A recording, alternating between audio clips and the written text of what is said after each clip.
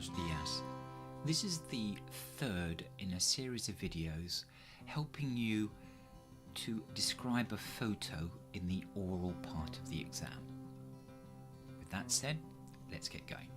Now, in this particular video, we're going to be using lots of expressions that you should be pretty familiar with.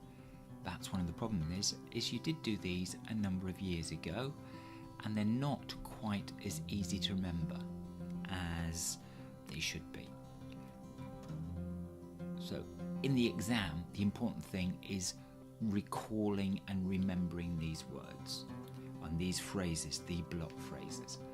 And here we've got a series of weather phrases at the top, and then we've got one or two at the bottom there just to add in as an alternative. Let's get going with these block phrases. Hace sol, it's sunny.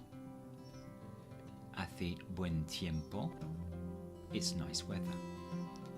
Hace mal tiempo, it's bad weather. Llueve, it's raining. Está nublado, it's cloudy. Let's break these down a little bit. We've got three expressions here with hace, llueve and está nublado. Now, in the exam, if you can mix these up a little bit, it will catch the ears of the examiners. So here's a little bit of an example of how you could use these expressions in a simple way, describing a photo. And here we go. En la foto hace sol y hace buen tiempo. No hace mal tiempo y no llueve y no está nublado. So you can see what I did there. I used this one and then I used these in the negative. But what I did then is I got a series of expressions and a flow of Spanish, which is the sort of thing that we're looking for in the exam. That's the first part of this section of the video. The second part of the video really is looking at alternative ways. Notice there's not a ton of stuff here. There's deliberately a restricted amount, but if you know what you know it well, and that will pay off in the exam. If you do have problems remembering Spanish vocabulary, make sure you know what you know well and don't be over ambitious. Okay? But if you can take on more, by all means do. Here then is a further little list. Hay mucho que hacer. Hay mucho que hacer.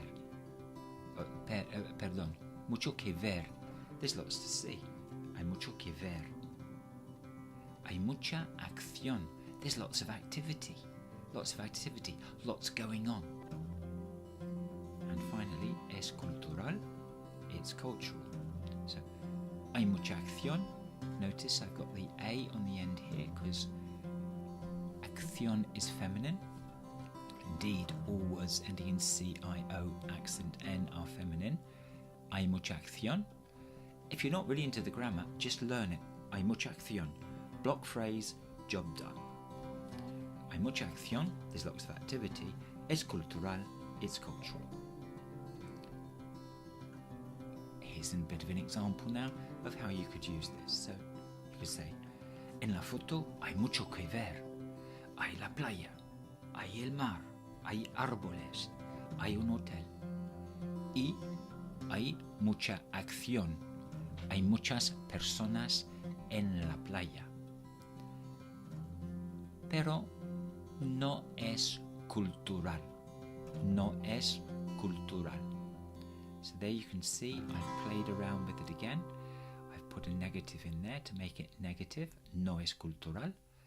But again, I came out with expressions which again described simply but accurately a photo. So just to wrap up, here we've got a word cloud. We've got hace buen tiempo means it's good weather. Hace sol, it's sunny. Llueve, meaning it rains. Hace buen tiempo, it's good weather, right the way across the middle of my mad cloud. No, word cloud rather. We've got hace tiempo, hace mal tiempo, it's bad weather. Hay mucha acción, there's lots to do, lots of action. Es cultural. So, I hope you found that useful. If you did, stick around on the channel. Hasta pronto, amigos míos. If you found that useful, why don't you subscribe to the channel and have a look around. There's lots and lots there for the GCSE Spanish student. Hasta pronto, amigos míos.